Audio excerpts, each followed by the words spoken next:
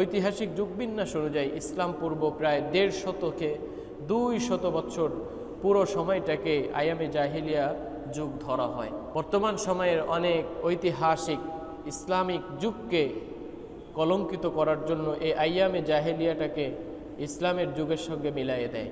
কিন্তু যেই ইসলাম এসে, যেই নবী এসে এই আইয়ামে জাহিলিয়ার জুলমতকে, অন্ধকারকে দূর করেছেন, সেই নবীর যুগকেও আইয়ামে জাহিলিয়া যুগ বলে চালিয়ে দিতে চায়।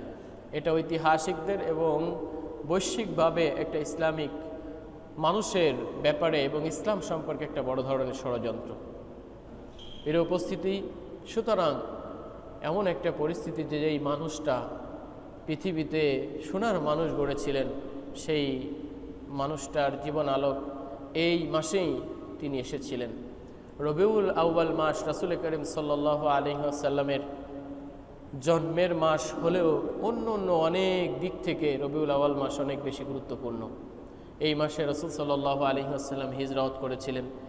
এই মাসে রাসূল জন্মগ্রহণ করেছিলেন কিনা এ ব্যাপারে অনেক মতামত পাওয়া যায়, কিন্তু এই মাসেই রাসূল করিম সাল্লাল্লাহু আলাইহি ওয়াসাল্লাম এই পৃথিবী থেকে, এই ধরাধাম থেকে তিনি বিদায় নিয়েছিলেন, মৃত্যুবরণ করেছিলেন, এটা সুপরিচিত।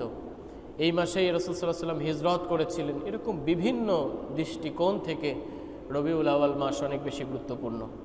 যেহেতু আমরা আইয়ামে জাহিলিয়াত ও নবী রহমত শিরোনামের আলোকে আজকের আলোচনা শুনতে চাচ্ছি, তো আইয়ামে জাহিলিয়াতের একটু পরিচয় আমরা তুলে ধরব।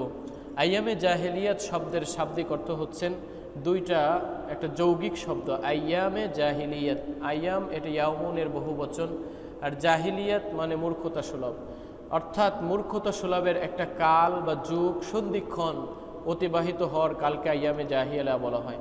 ঐতিহাসিক যুগবিন্যাস অনুযায়ী ইসলাম পূর্ব প্রায় ১৫০ শতকে ২০০ বছর পুরো সময়টাকে আইয়ামে জাহিলিয়া যুগ ধরা হয়।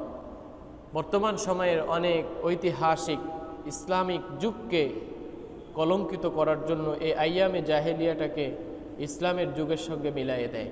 কিন্তু যেই ইসলাম এসে, যেই নবী এসে এই আইয়ামে জাহিলিয়ার জুলমতকে, অন্ধকারকে দূর করেছেন, সেই নবীর যুগকেও আইয়ামে জাহিলিয়া যুগ বলে চালিয়ে দিতে চায়। এটা ঐতিহাসিকদের এবং বৈশ্বিকভাবে একটা ইসলামিক মানুষের ব্যাপারে এবং ইসলাম সম্পর্কে একটা বড় ধরনের ষড়যন্ত্র। জাহিলি যুগের বিবরণ যদি আমরা জানতে চাই, তাহলে ঐতিহাসিকভাবে জাহিলি যুগের বিবরণ দিতে আমরা শুধুমাত্র হযরত জাফর তাইয়ার রাদিয়াল্লাহু তাআলা আনহুর একটা ভাষণ যদি আমরা শুনতে পাই, তাহলে আইয়ামে জাহিলিয়ার একটা